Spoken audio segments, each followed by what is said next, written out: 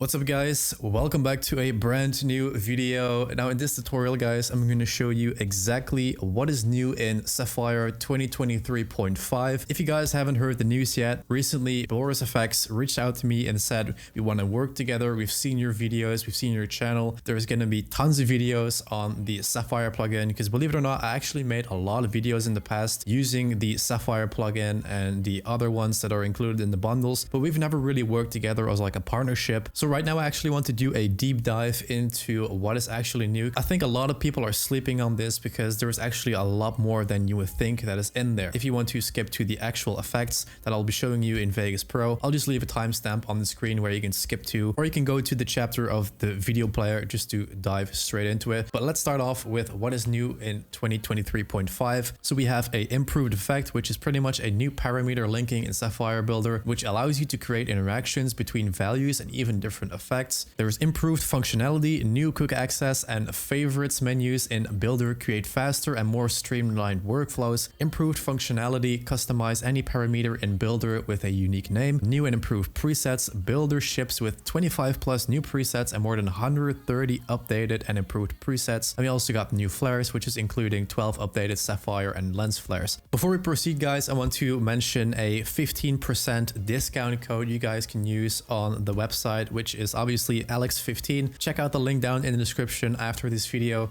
because that's a code that you can apply onto your card. The parameter linking in Builder, the new parameter linking feature in us_effects and us_transition allows editors and artists to create dynamic and complex effects by connecting parameters and value across different Sapphire effects. Users can set a driver parameter and then link one parameter to it, including adding offsets and multipliers. Parameter linking gives users control over an entire effects animation with a single slider. This makes it easier to create advanced animations and effects without having to manually adjust multiple parameters. The new quick access feature provides users with a fast option to find and add effects to a builder. Simply add effects directly onto the node graph with just a few clicks rather than navigating Sapphire's expansive list of effects. Users can also store frequently used effects and add them to the new favorites category, making them easy accessible. That makes it a lot more efficient and time-saving just to go where your presets are instead of having to build every single effect from scratch. The 2023.5 update to Sapphire introduces a highly requested feature,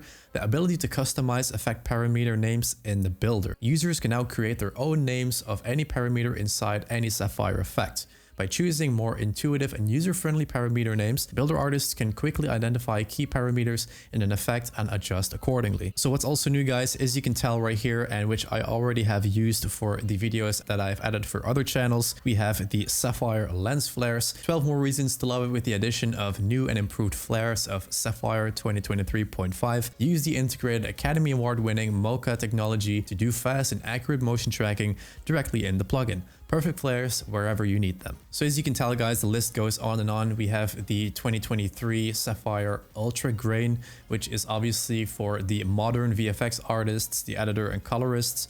The S Ultra Gain, which we'll get to in a second, are actually really accurate and they recreate the qualities and aesthetics of film and camera grain with the needed flexibility of a digital toolset. We have the cameras and film stock presets. You have the Dissolve Ultra Glow. Those are really cool if you want to add in a slow cinematic transition in whatever video, because right here you can tell it works really well with cooking videos, but that's the same for vlogs, for travel videos, you name it. This is something that most of the people that are following the channel don't really know, is it's also available for Photoshop. So if you're editing thumbnails or creating thumbnails, it also has a host support, which is obviously Adobe Photoshop, and it's free to all Sapphire 2022 and 2022.5 users, featuring 270 plus resolution, independent and non-destructive effects built into a one-of-a-kind nodal-based effect compositor. So you can even use this beside using Vegas Pro or Premiere Pro or DaVinci or whatever software you guys are using. You can also use this in Photoshop. All right guys, so now that we've read through what is new and the biggest features, let's go into Vegas Pro 20 and let's see what we actually have.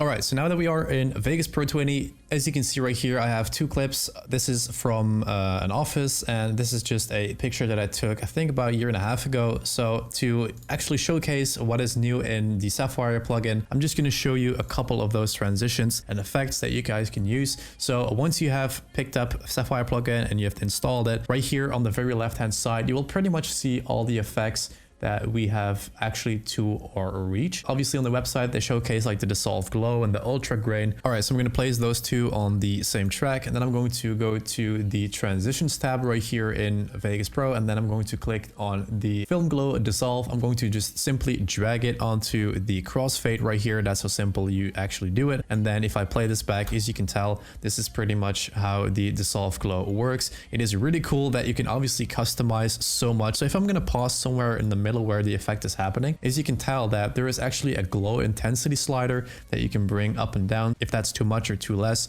you can bring up that fader. I like it actually nice and bright. We have the glow radius, so you can pretty much tell where it's actually glowing from. So right here we have the glow radius, and that's pretty much the strength, going to make it a lot more blurry. We have the radius right here, so we can pretty much choose how we have it in the frame, just like that. You can completely customize it vertically, horizontally. This almost looks like the camera is a little bit greasy or something like that, but you guys get the point. It's really cool that you can just go and tweak it like that to make it absolutely your own. Very smooth, very flawless, and this is one of the transitions that you have seen on the website. But obviously I'm pretty sure that for the people that have been following this channel for, let's say, 7, 8, 9+ years, they possibly got their hands on the Sapphire plugin already, so it would be obvious that they all know how that plugin works. So what I use a lot is the lens flare. Right here on the very left side, we can see the lens flare dissolve. So if you hover over it, you can tell the little preview what it will look like. Now I don't really like this one too much, but if I go one down, as you can tell right here, that looks really cool.